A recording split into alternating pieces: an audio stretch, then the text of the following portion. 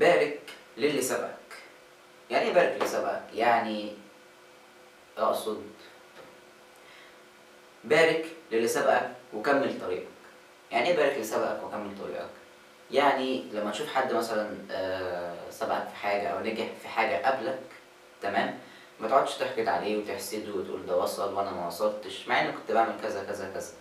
هو كل واحد فينا له تايم لاين، انت التايم لاين بتاعك لسه ما جاش، فاهمني؟ فلما تلاقي حد مثلا نجح وصل، بارك له وهنيله، قول له الف مبروك، انما ما تحقدش عليه، لان انت كمان هيجيلك يوم وتنجح فيه وتوصل. وبس كده. سلام.